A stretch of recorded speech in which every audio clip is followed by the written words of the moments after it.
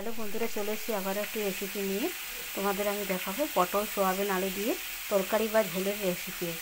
পটলগুলোকে ভেজে নিয়েছি, সোয়াবিনও ভেজে নিয়েছি। এখানে কড়াইয়ে আলুটা দিয়ে দিয়েছি, আলুটাকে ভেজে নেব। সোয়াবিন পটল এগুলো ভাজা দেখায়নি, এসব ভাজা দেখাতে গেলে ভিডিওটা অনেক বড় হয়ে যাবে। এখানে আমি আলুটাকে ভেজে নিচ্ছি। আলুটা আমি এমনি ভেজে নিচ্ছি, এখানে নুন হলুদ কিছুই দেওয়া নেই।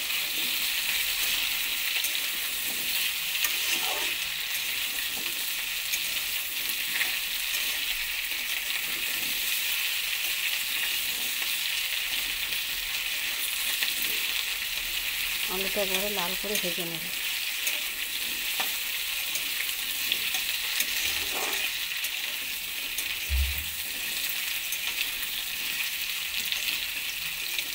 তোমরা চাইলে বাড়িতে করে বানিয়ে দেখতে পারো সোয়াবিন পটল আলুর তরকারি রেসিপি। আলুগুলো আমার লাল করে ভাজা হয়ে গেছে, যে আলুটা আমি তুলে নিয়েছি। আবার কড়াই বসিয়ে দিয়েছি, তেল গরম হয়ে তেলের মধ্যে দিয়ে দেবো অল্প একটু পাঁচফোড়ন, দিয়ে দেবো একটা তেজপাতা, এরপর দিয়ে দেবো পেঁয়াজ কুচি। পেঁয়াজটা আমার লাল করে ভাজা হয়ে গেছে, এবার দিয়ে দেবো টমেটোটাকে পেঁয়াজের সঙ্গে ভেজে নেব।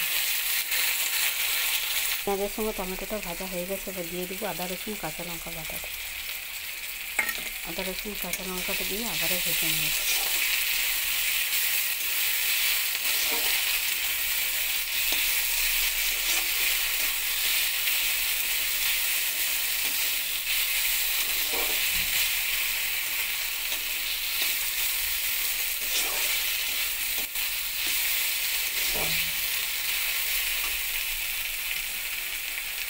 এরপর দিয়ে দেবো একটু জল।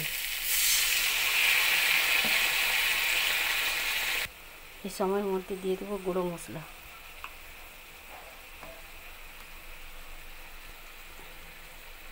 দিয়ে দেবো জিরার গুঁড়া,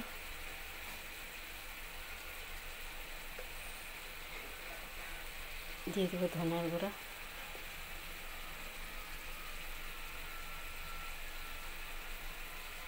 দিয়ে দেবো হলুদের গুঁড়া,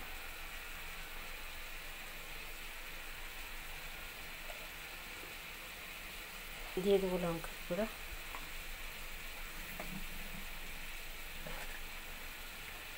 দিয়ে দেবো স্বাদ মতো নুন।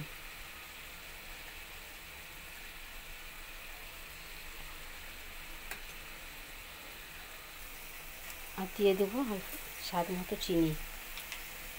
আবারও একটু জল দিয়ে গুঁড়ো মশলাগুলোকে একসঙ্গে কষিয়ে নেব।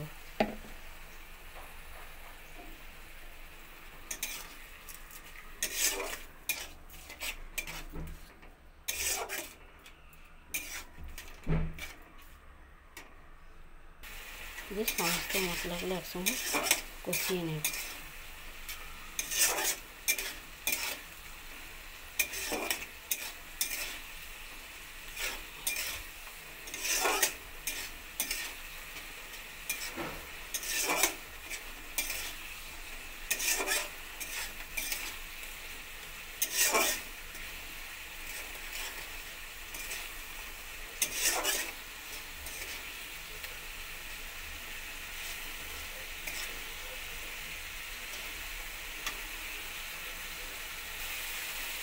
যতক্ষণ না আদা রসুনের কাঁচা গন্ধ চলে যাচ্ছে ততক্ষণ একটু ভেজে নেব, মশলাটা ততক্ষণ কষিয়ে নেব।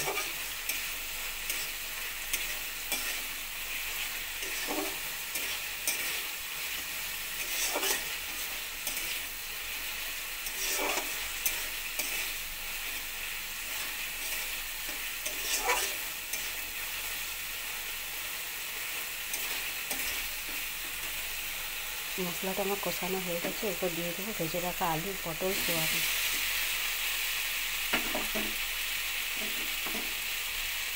মশলার সঙ্গে সবজি আলু পটল সোয়াবিন সমস্ত কিছু একসঙ্গে কষিয়ে নেব, সমস্ত কিছুকে একসঙ্গে কষিয়ে নেব।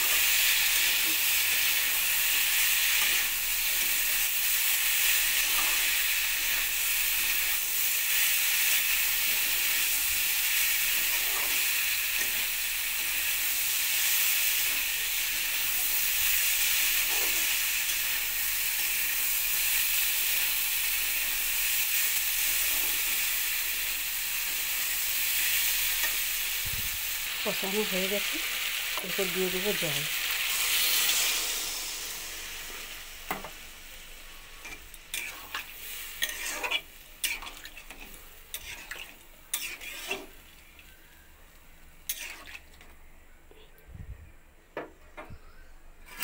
জল দিয়ে ঢাকা চাপা দিয়ে দেবো। কিছুক্ষণ পর আবারও চলে এসেছি, ঢাকা খুলে দেখে নেব।